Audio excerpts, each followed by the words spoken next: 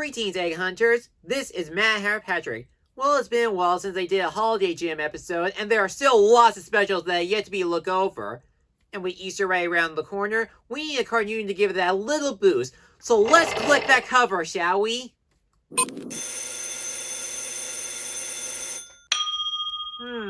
Well, this ought to be interesting. This episode of Holiday Gems is called Easter, a Bluey episode that aired on April 4th, 2021. Bluey is one of the most fascinating children's shows that ever left a humongous impact. What started off as a simple anime series with cute little dogs has grown to be very popular outside its target demographic. It was the hugest thing that ever happened on the internet since My Little Pony Friendship is Magic. And I know what some of you might be thinking, how and why?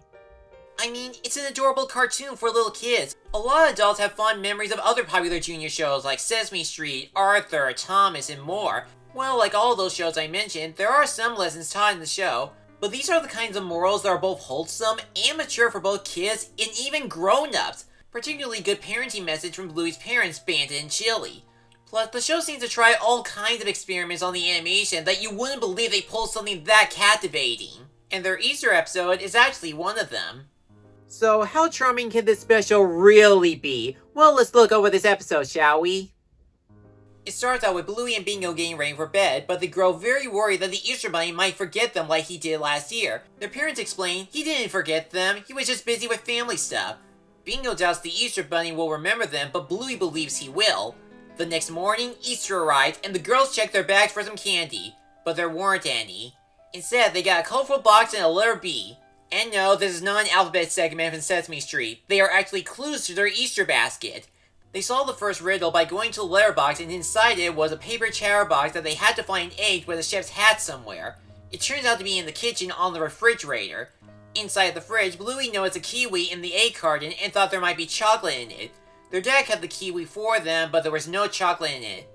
However, Bluey discovered the shape inside the kiwi matches the kiwi rug they have in the house, and there was an arrow pointing to the backyard.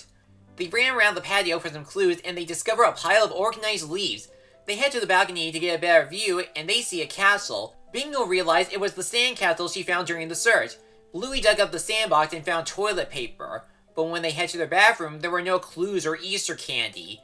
Their next clue was actually somewhere else, their dad's bathroom, and he already released a huge stench.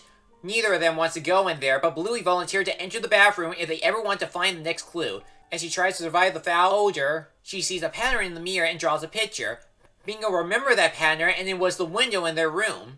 Unfortunately, like the start of the hunt, there was still no Easter basket. Bluey and Bingo questioned themselves if the Easter Bunny had really forgotten them again, and that they really are not that memorable. Both of them point out that they are memorable for their smarts and bravery during the hunt, and right in front of them is a set of bunny footprints from the glitter that fell over last night.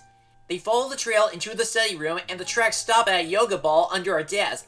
When the girls moved the ball, they found the big Easter basket filled with treats, showing that the Easter Bunny remembered them after all.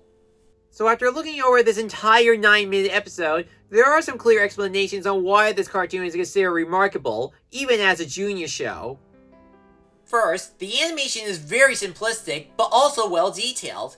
While the episode takes place inside the house, the colors in each room and location bring a lot of life within them. When it comes to the house and the neighborhood, everything outside is very vibrant during the day and night. And there are many different wide shots and angles to shoot them from the show, like the leaf castle view on the ground to the balcony, or a top view of the kiwi rug. Tiny details make a huge difference. Second, the music helps set the tone of the story. When you hear those strings instruments while Bluey and Bingo are running around the house, it captures the joy and excitement that they are looking for their Easter basket. Sometimes whenever the music gets grander, it means they're getting close to finishing the game. And when it tones down or plays something melancholy, it tells how Bluey and Bingo are feeling over missing their Easter or the fear that the Easter Bunny has forgotten them. Third, the humor in the show is actually funny. While some children's shows like Arthur and Sesame Street are meant to learn morals or academical topics, they can still leave some jokes to keep it entertaining. At the beginning of the episode, they actually hung the Easter Bunny's apology letter on the wall. Why did they leave it like that in their room for one whole year? It's also silly that the letter said the Easter Bunny doesn't want to go into details about his family issues. It's the delivery from Bandit that just makes the line sound funny.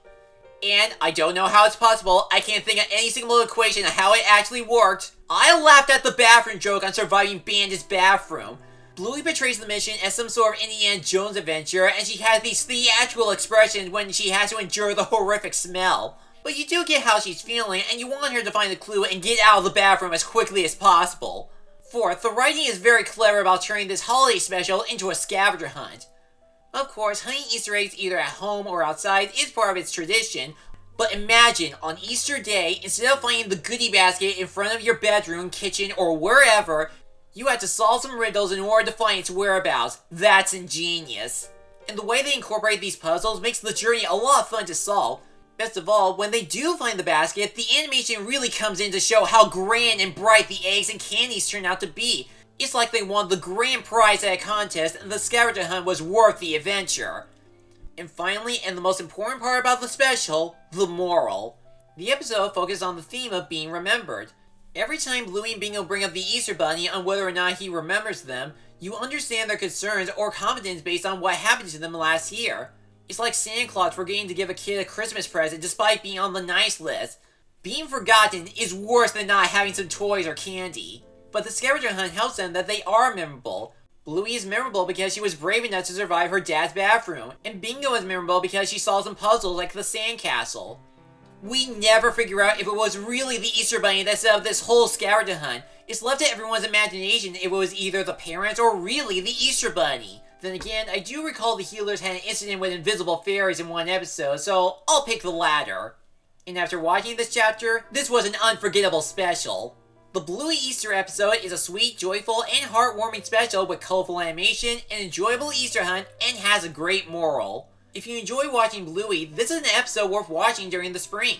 Even if you haven't seen the show, I still think you will have a good time with it. There have been plenty of unforgettable Easter specials like Here Comes Peter Cottontail and It's the Easter Beagle Charlie Brown. But for Bluey's Easter, this is a holiday special that will be remembered for a long time. On a scale of 1 to 10, I give it 10 golden chocolate bunnies. I'm Mad Hatter Patrick. Now if you'll excuse me, I'm going to see the Chunky Chimp movie.